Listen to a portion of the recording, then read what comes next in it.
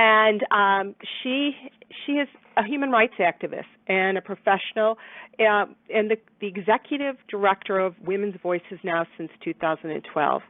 And I am so glad you're here today, Heidi, because we have so much to cover. And so everybody, though, before we get going, I'd like you to take a moment and have an intention. I'd like you to think about what it is you'd like to learn today. What is one nugget that might move you forward in your creative activism? So just put an intention out for yourself, take a moment, and then we're going to begin.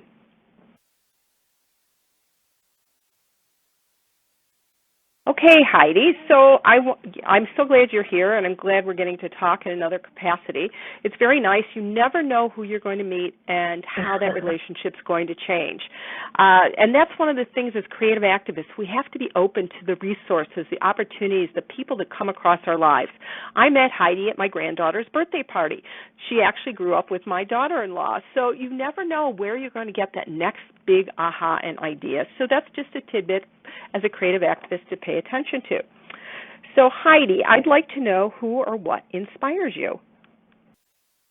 Oh, who or what inspires me? It's an interesting question. I think there's many ways to answer. I think I'm inspired by the possibilities of life, to put it broadly. I think especially in the work that I do as a human rights activist, constantly I'm confronted with very sad, horrifying, upsetting realities that are taking place all over the world, and the challenge is always to continue to find the beauty and order in the sadness. And I'm always inspired by the women's rights organizations that I come across, the individual women. I work with filmmakers who, despite horrendous odds and challenges to their work, believe so much in their message and what they're trying to do that they manage to overcome, whether it's government opposition to their work or family opposition to their work.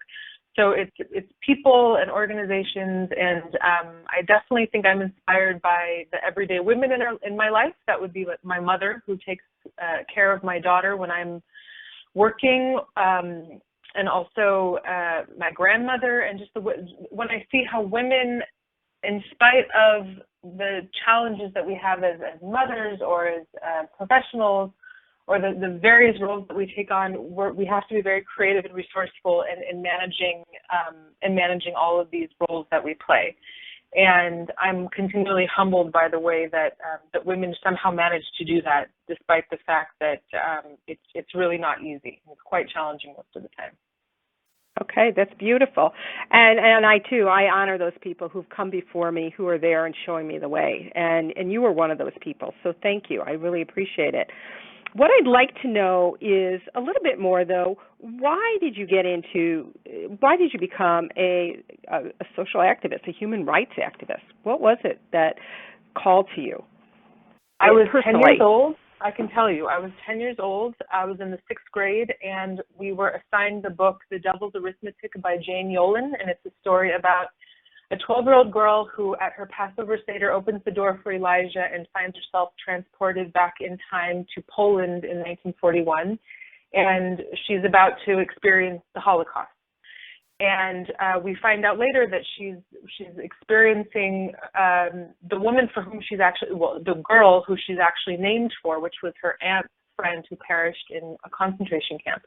And from that story, I pieced it together that I had a grandfather who was a Holocaust survivor. At the time he was alive. And I went to him and I asked him if he would come to my 6th grade class and start talking about the Holocaust and his experience. And he did come, and it was the first time I heard him tell the story. And it was so shocking and upsetting for me, even though I'm from a Jewish family, so raised with this knowledge of Holocaust history, but to understand that my grandfather went through that experience and that he lost his parents and his family, and then he could stand before a group of 10 and 11-year-old 6th graders and say, but the point is that we are not to hate, and we have to be our brother and sister's keepers. It resonated with me very strongly, and I remember after listening to him, I made this commitment to myself that whatever I did in life would be to leave this world better than I found it, and that kindness had to always prevail, and that I wanted to take it on personally to combat prejudice and hatred and bigotry and just the human inclination to categorize and otherize people, and to make sure I was part of showing where we are the same and where we have commonalities and where that we have differences. That doesn't mean we have to not like each other or get along, but there's ways to come together, and we have to because we all share this place that we're living in. So it started there, and then fortunately, in my high school years, I always found ways to volunteer, whether it was with elderly people or with very young people reading stories. And in college, I continued that volunteerism through my work with Tibetan Nuns Project, and then in the U.S. And it's just, fortunately, I've had all these opportunities to make good on my promise to my 10-year-old self. But definitely it was the experience of listening to my grandfather's story of surviving the Holocaust that planted the seed of this is my obligation in life and this is what I came here to do. Oh, that was beautiful. I got chills when you were talking about that. It so resonates with me. You know, I made a decision very early as well, not quite at 10, but from my own experience of being a sexual abuse survivor, it was like I was going to make that experience count. And that's how I phrased it. And it was like, wow, I'm not going to go through something like this without making a difference, because I don't want it to happen to other people. So it's that same kind of thing. And so I know it has propelled me, and much before I was able to talk about it. I was still working in the community, in the Jewish community especially, about, on different organizations, whether it was National Council of Jewish Women or an organization called J Cares, which is all about, ending domestic violence and things like that. I was able to work through those before I actually was telling my story, So it was like but I had to find those as well. So I totally get what you're saying, and I think that's what is one of the key elements of being a creative activist. We find ways to work within whatever that construct is, whatever story we need to tell, when we find ways to volunteer, tell our own story, or be part of the solution. And I think that's a really key action. So why don't you tell us a little bit about your current work right now? I would love to, yes. Yeah, go ahead. So Women's Voices Now, we are a women's rights organization that utilizes film to advocate for the voices of women who are calling for political, cultural, social, gender, economic rights. We have an annual online film festival where we gather films that are submitted to our festival from all over the world, and we have a month-long voting period where there are viewers from all over the world watching these films. And then they submit their votes, and we also have a professional, quote-unquote, judging panel that determines which filmmakers are going to win the prize money. And then after our film festival period, we take these really remarkable films that are from a range of experience levels and a range of topics, all having to do with women's struggles and triumphs, however. And we curate screening packages from them that we then try to get out into the world, whether it's universities or women's rights organizations, refugee centers, community centers, wherever there might be people who believe in the power of film to promote dialogue, and specifically dialogue that raises consciousness about what women are trying to accomplish in terms of women's rights and women's equality in the world.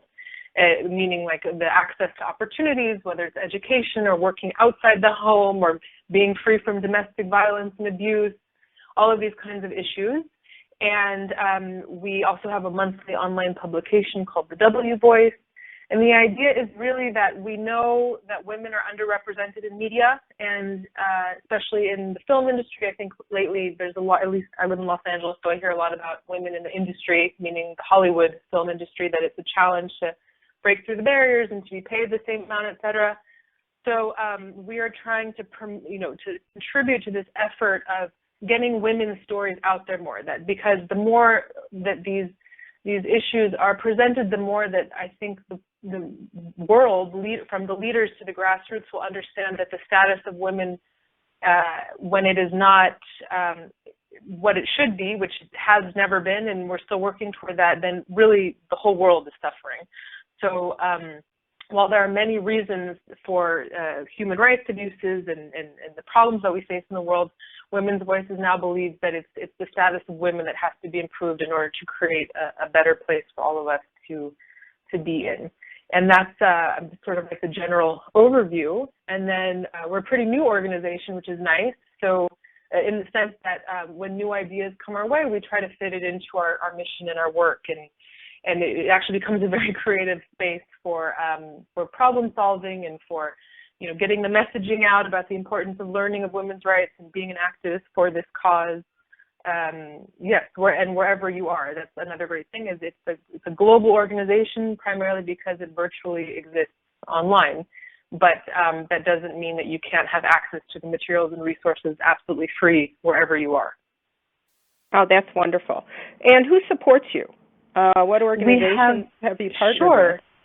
So we've partnered with, basically we try to do as much as we can with as little as necessary, because we believe that this kind of work doesn't have to be high budget, and we want to make sure that we can keep our work accessible to the world. So primarily we are supported by individual sponsors. So it's family and friends of the people who founded the organization. We've also worked with the George Soros Foundation a little bit and the Muslim Public Affairs Council. It's really a range, and Jewish Communal Fund, lots of different organizations. And because we're dealing with women's issues across the world, we can attract lots of different kinds of support groups and foundations and things like this. Okay, and so what are some of your challenges?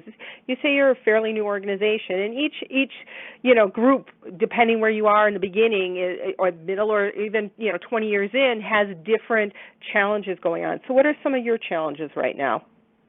Some of our challenges are, of course, like funding is always an issue. We're always looking for more people to help us to sustain our efforts. But then there's also the messaging.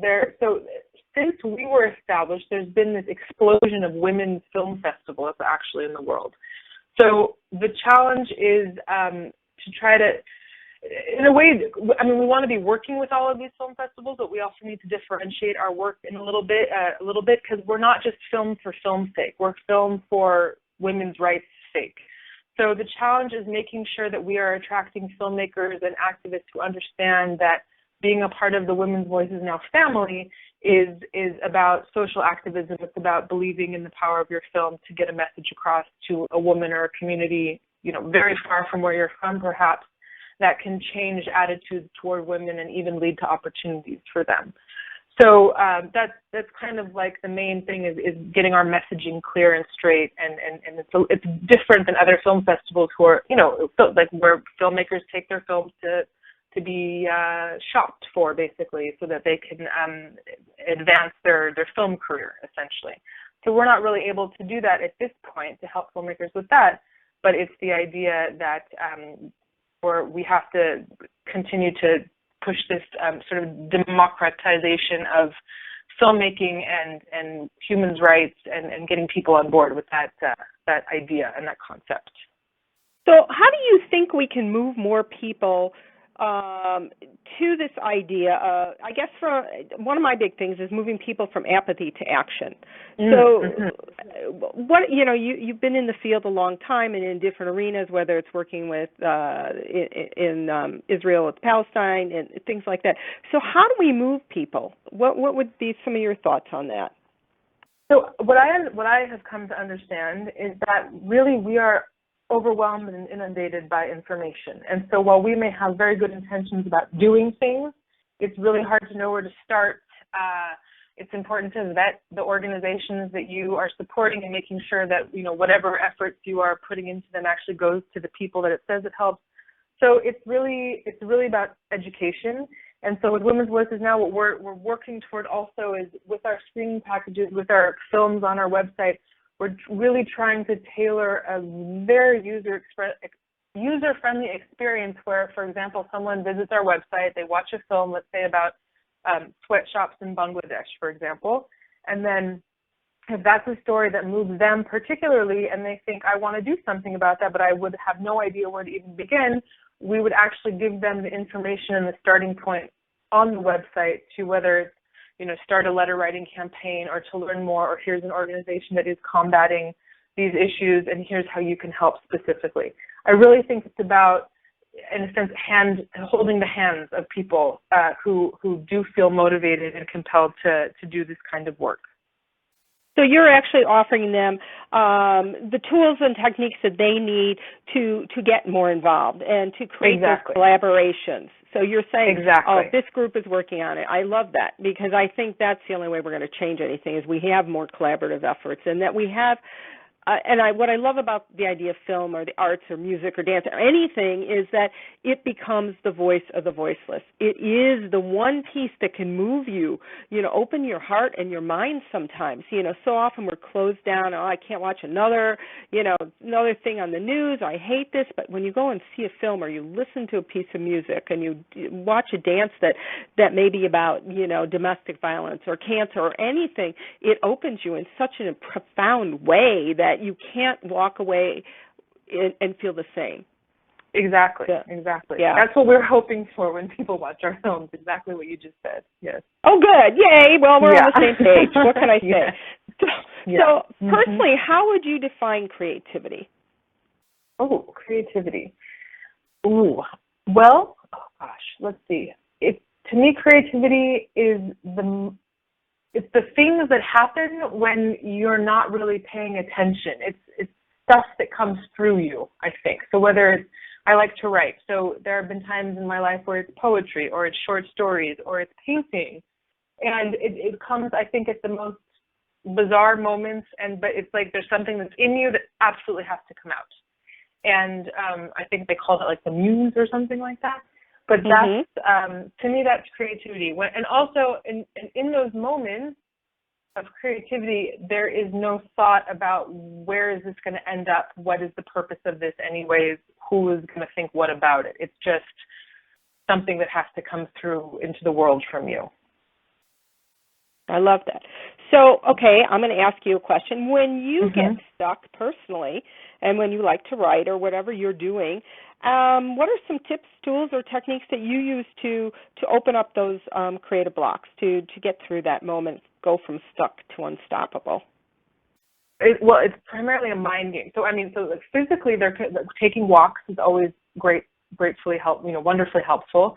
I found yoga practice to be very helpful in this as well, just being in the body instead of the mind, which I think yoga is a very intellectual practice, but ultimately when you're on a mat moving through poses, it is the body, and it takes your mind off of the minutia, and it's more, you become very simple in thinking about muscles and bones and tendons and positioning and stuff like that.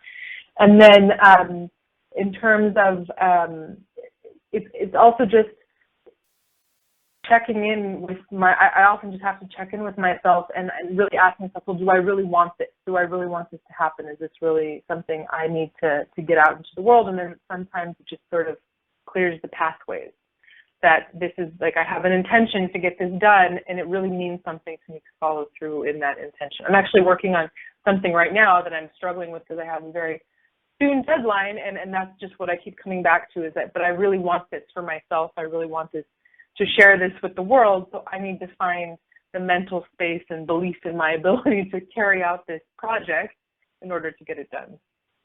That's great. Perfect.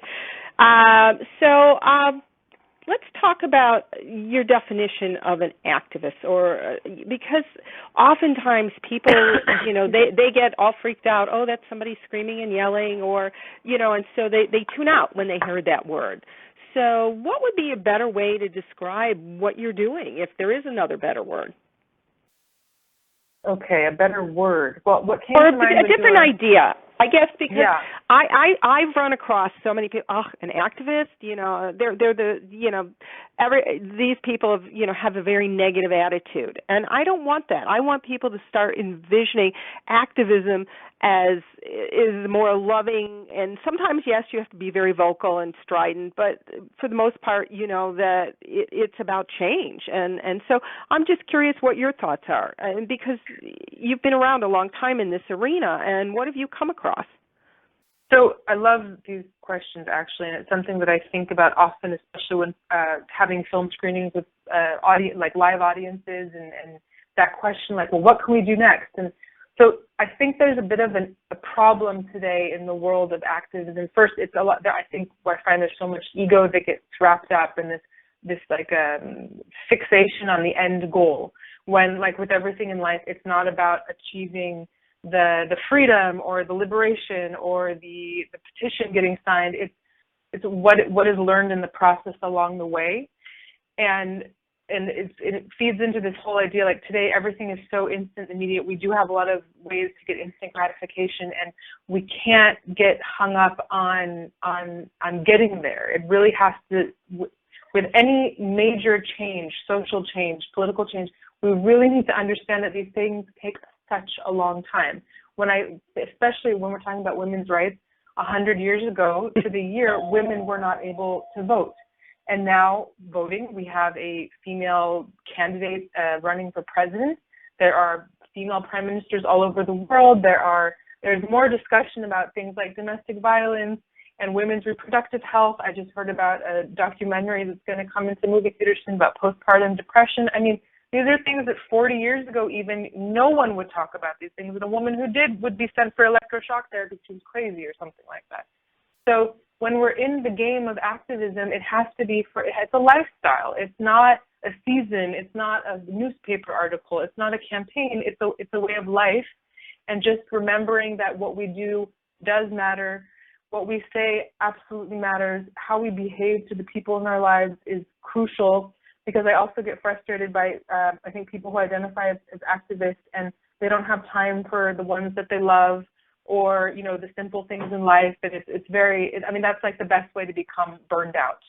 So activism has to be where you really understand that this is for the long term, and that you're committed, that you don't get hung up on seeing the fruits of your labor necessarily, that you understand your place in the life cycle and in the universe, that you are important, but you are just one piece of this incredibly complex puzzle, and you're here to do what you need to do. But your success is not going to be measured on whether the thing that you're going after is achieved in your lifetime. So I think you need to be very humble, lots of humility, and really just understand that these things take time. And to the point of people believing activists are just the screamers and everything like that, I think there's different kinds of activists, and there's different people who have different motivations for doing what they do. Some people do need to scream, and some people are silent, and some people are really like in the trenches working hard.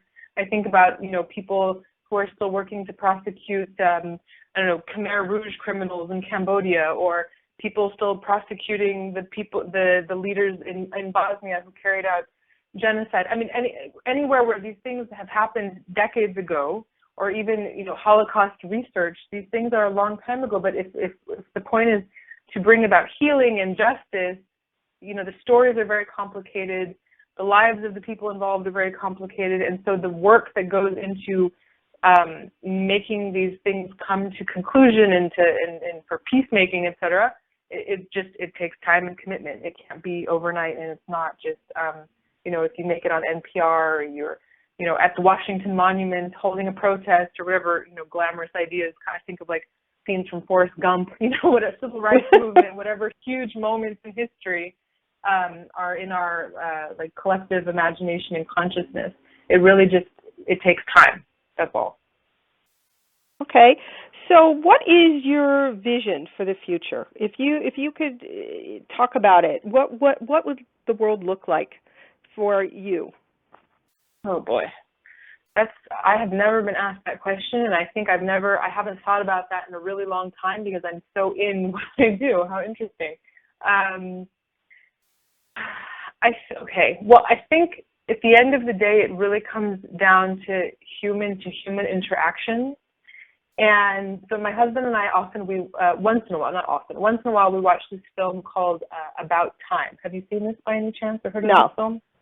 So it's about this young man who, like his father, if he goes into a closet and a dark closet, closes his eyes and clenches his fist, he can go back in time to a moment that he wants to revisit to do it better. And the lesson from this is that eventually this tactic doesn't actually work. And but what he understands is that it's not about being able to go back in time, but it's about really being in your time, in your moment.